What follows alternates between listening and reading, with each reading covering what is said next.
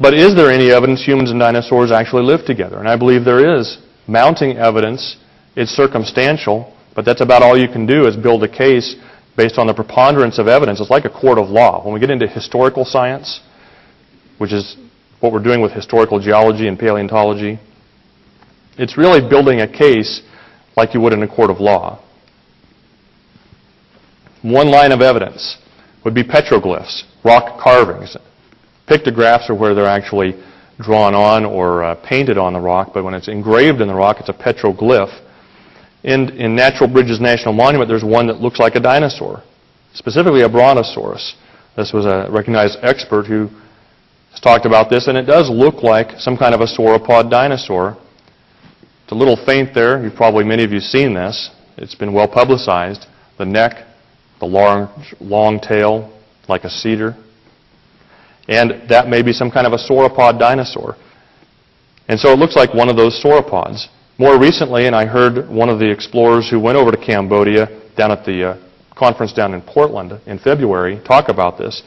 They found on a temple in Cambodia built around 1050 AD, they found some interesting engravings. They had on a column there engraved some different animals.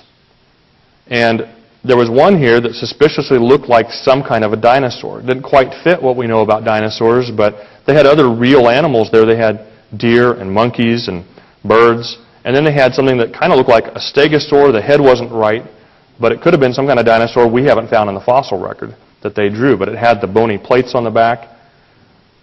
And now I wouldn't use that by itself because some of these might be questionable or you could come up with another explanation. But when you find these time and time again around the world, starts to make you wonder.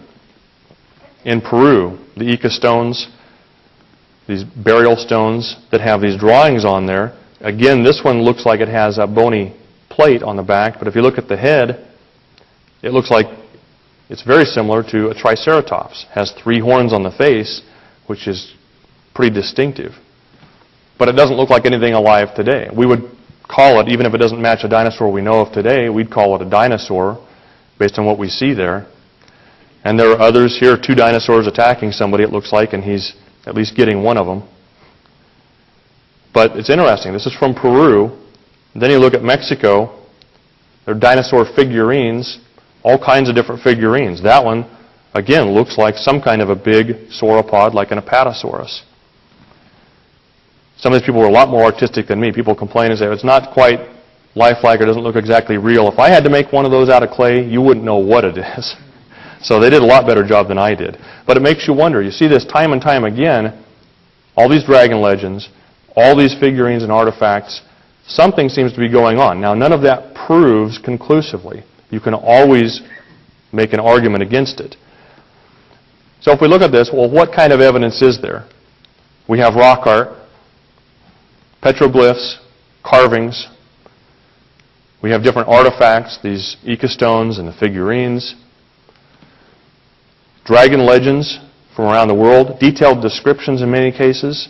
And of course, the best evidence that dinosaurs existed and were real and lived with people, lived recently, is from the Bible.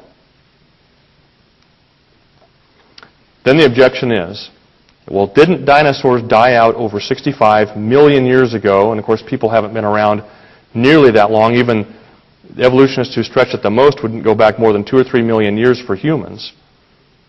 Okay, so that's a huge gap. Well, some of you have heard of some of this evidence. Mary Schweitzer, Dr. Mary Schweitzer at North Carolina State University, has been the person who has really revolutionized this recently. And here in this quote, back in 1997 in Earth magazine, said, a thin slice of T-Rex bone glowed amber under the lens of my microscope. Blood vessel channels snaked through a bone matrix and tiny chambers known as lacuna, which house bone-forming cells, appeared as small ovals. Then a colleague took a look and shouted, you've got red blood cells. You've got red blood cells. Now, why would they be so excited about that? Because if you think about it, red blood cells, anything like this, that's not going to last 65 million or more years.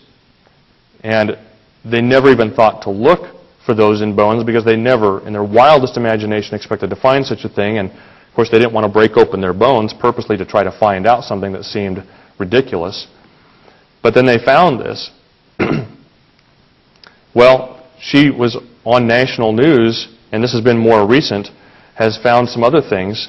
This is from the Science Daily website a year ago. Dr. Mary Schweitzer has succeeded in isolating soft tissue from the femur of a 68-million-year-old dinosaur, a T-Rex. Not only is the tissue largely intact, it's still transparent and pliable, and microscopic interior structures resembling blood vessels and even cells are still present. Now, kind of interesting, she's sort of an unorthodox person, came into this field later, and I guess she doesn't play by the rules and is finding things. She's actually a Christian, although listen to some statements she makes later, but she's a self-professed Christian. It goes on to say in that article, since current data indicate that living birds are more closely related to dinosaurs than any other group, according to evolutionists, Schweitzer compared the findings from the T-Rex with structures found in modern-day ostriches. In both samples, transparent branching blood vessels were present, and many of the small microstructures present in the T-Rex sample displayed the same appearance as the blood and bone cells in the ostrich sample. And by the way, this ostrich sample she used was only days old. It was a fairly fresh roadkill, or I don't know if it was roadkill or it had died on a farm, but anyway, she had a fresh ostrich. Not too fresh because it was pretty smelly, decaying, decomposing. But look at these structures from only an ostrich that had been dead for days compared to supposedly about a 68-million-year-old T-Rex femur. The top is these structures from the bone of the T-Rex, the bottom from the ostrich. And you look at that and they do look similar. Of course, I believe you could find a lot of similarities with other animals as well, but they do look similar. It's very well preserved. Here's soft tissue. They found soft tissue. They found fibrous structures. This soft tissue, and you can see it's very small there, less than 0.1 millimeter in width, but it was still elastic. It could be stretched and would go back into shape. It was still pliable. Supposedly 65 million years old. So how can that be? Well, then another article said, young Earth creationists also see Schweitzer's work as revolutionary, but in an entirely different way. In fact, elsewhere it said that young Earth creationists have hijacked her research. All we did is look at what she reported, and it's fair enough for us to interpret it in a different way. Creation magazine, that's published by the Creation Ministries International now, it's called formerly AIG Australia, still available from them. Creation magazine, in an article by Carl Wieland, claimed Schweitzer's research was powerful testimony against the whole idea of dinosaurs living millions of years ago. It speaks volumes for the Bible's account of a recent creation. And I agree it does. This drives Schweitzer crazy.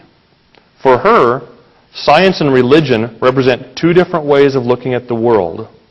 Invoking the hand of God to explain natural phenomena breaks the rules of science. After all, she says, what God asks is faith, not evidence. And I've heard that so many times, I'll just say it right here, statements like that drive me crazy. And I mean that reverently as I can, but it really drives me crazy to have people separate this fact-faith dichotomy or religion versus science, however they want to do that, and have an upper story truth and lower story. That really does drive me crazy to see that, because it's basically taking religion, any faith, out of the public sphere and putting it in the private. It's okay to have your faith, but just keep it to yourselves. Well, what are the rules of science there that she refers to? Science is naturalism. It's been redefined. Science is naturalism. Only natural explanations are allowed. So they exclude the supernatural by definition, which is a great way to win an argument. If you exclude your opposition at the outset, then you can win every argument. So they can't even consider it, even if it's true, but I believe science, the word originally meant knowledge, should be a search for the truth. Whether we like what we find or not, we should be searching for the truth. But I think they've hijacked science now under the guise of naturalism. Really, it's philosophical naturalism that's disguised now as science.